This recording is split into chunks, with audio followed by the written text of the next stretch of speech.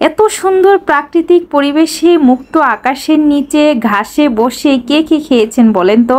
আমরা গ্রামে এসে গ্রামে অনেক ঘোরাঘুরি করেছি, প্রাকৃতিক সৌন্দর্যের সাথে অনেকটাই মিশে গিয়েছি। তো অবশেষে আমরা এখানে ঘাসের উপর চাদর বিছিয়ে সবাই বসছি।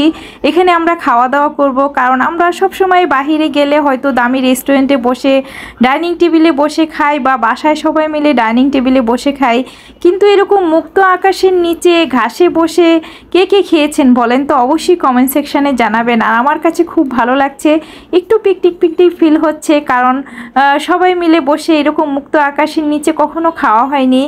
যদিও গ্রামের পরিবেশে এরকম বাহিরে বসে খাওয়া হয়, কিন্তু এখানে যেই পরিবেশে এসেছি এখানে আসলে পিকনিকের মতোই লাগে। পিকনিক ছাড়া আসলে এই জায়গায় কারো আসার কথা না। তো আমরা এখানে সব খাবার, পানি, কোল্ড ড্রিঙ্কস সবই নিয়ে আসছি, কিন্তু আমাদের পাশে একটা ট্যাপ কল ছিল, এখানে ট্যাপ কল থেকে অনেকেই দেখি পানি নিচ্ছে, খাচ্ছে, কিন্তু আমরা পানি নিয়ে আসছিলাম। তো যাই হোক, এখানে বসে খাচ্ছি, কিন্তু আশেপাশে একটু ভয় ভয় লাগছে যে রাসেল ভাইপার কখন আবার লাফ দিয়ে আমাদের উপরে চলে আসে, সেই ভয়টা একটু ছিল। যে কি যেখানে বসছি চারপাশে কিন্তু অনেক গাছপালা ছিল, অনেক ঘাস ছিল, একটু ভয় লাগছিল যে রাসেল ভাইপার যদি লাফ দিয়ে আমাদের সামনে এসে হাজির হয় তখন কি করব। আপনাদের ভাইয়া বললে যে একদম ধরে ব্যাগে ঢুকিয়ে ফেলবো। তো আসলে একটু মজা করলাম। রাসেল ভাইপার আসলে মানুষের সামনে আসবে না। আমাদের সমাজে রাসেল ভাইপারের চেয়েও ভয়ঙ্কর মানুষ আমাদের আশেপাশে উঠা বসা করে, চলাফেরা করে, ওগুলোর কাছ থেকে আসলে আমাদের বেশি সাবধানে থাকতে হবে। আর রাসেল ভাইপার তো সেটা আসলে আল্লাহ তাআলার, সেটা আল্লাহ মানুষকে অবশ্যই হেফাজত করবে, কিন্তু আমাদেরকে একটু হেফাজতে থাকতে হবে এইসব রাসেল ভাইপার যে চেহারার যে মানুষগুলো আছে তাদের কাছ থেকে।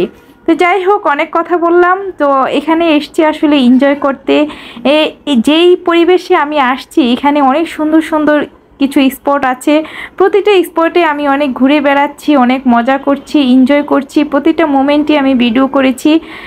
এক ভিডিওতে আসলে সব কিছু শেয়ার করতে পারছি না, আর দেখানো সম্ভব না। আপনাদের ধারাবাহিকভাবে প্রতিটা স্পটের ভিডিওগুলো আপনাদের কাছে শেয়ার করছি।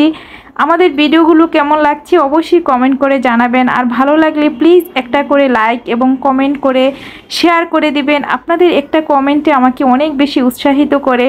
তো দেখছেন সবাই মিলেমিশে খাচ্ছি। আসলে পিকনিক ফিল হলেও পিকনিকে আরও বেশি লোকজন থাকলে ভালো লাগবে। ইনশাল্লাহ একদিন অনেক মানুষ নিয়ে আবার পিকনিকে আসব। যদিও আমাদের আশেপাশে অনেকেই ছিল, হয়তো আমরা ক্যামেরা বন্দি করিনি। আমরা যে খাবার নিয়ে আসছি, আমাদের খাবারের স্মেলে অনেকেই আমাদের পাশ থেকে উঠে চলে গেছে। তো আমরা আসলে কিছুই করার নাই, যেহেতু আমরা কাউকে চিনি না, এখানে সবাই অপরিচিত। পরিচিত অনেককে নিয়ে একসঙ্গে এরকম পিকনিকে আসতে পারলে ভালো লাগে। আসবো অবশ্যই। তারপরে পরিবেশটা আমি দেখে গেলাম, এখানে কখনো আমার আসা হয়নি, এই ফার্স্ট টাইম এখানে এসেছি। এসে তো এত ভালো লাগছে, খুবই মনোমুগ্ধকর একটা পরিবেশ। কেউ যদি চিনে থাকেন অবশ্যই বলবেন কমেন্ট সেকশানে যে আমি কোথায় এসেছি, কোথায় বসে খাচ্ছি। এখানে আসলে পরিবারে আরও অনেক লোকজন নিয়েও পিকনিক করা যাবে, পিকনিকে আসা যাবে। তো খাওয়া দাওয়া শেষ করে আসলে এখানে অনেকটা সময় ছিলাম, খুব সুন্দর বাতাস ছিল। খাওয়ার পরেও আমরা অনেকটা সময় এখানে বসে ছবি তুলেছি, গল্প করেছি, বাচ্চাদের নিয়ে অনেক আনন্দ করেছি, এবং আমরা এখানে স্পোর্টসও করছি, আমরা খেলাধুলো করেছি। যাই হোক, খুব সুন্দর সময় আপনাদের ভাইয়ার সাথে বসে গল্প করছি, আর আমার ক্যামেরাম্যানরা আমাকে ক্যামেরাতে বন্দি করেছে। যাই হোক, বসে বসে সেলফি ভিডিও করছিলাম, ছবি তুলছিলাম। আর আমাদের আশেপাশে কিন্তু অনেক সুন্দর সুন্দর ফুলের গাছ আছে। পরবর্তী ভিডিওতে দেখাবো যে প্রাকৃতিক সৌন্দর্যটা কেমন, এবং পরবর্তী ভিডিওতে আরও ইন্টারেস্টিং কিছু আসছে। অবশ্যই আমাদের পরবর্তী ভিডিওগুলো দেখবেন। আর যারা আমার পিছনের ভিডিওগুলো দেখেননি অবশ্যই ভিডিওগুলো দেখে আসবেন, যে আমরা কোথায় এসেছি, কোথায় গ্রামের ছোঁয়া পেয়েছি, এত প্রাকৃতিক সৌন্দর্য।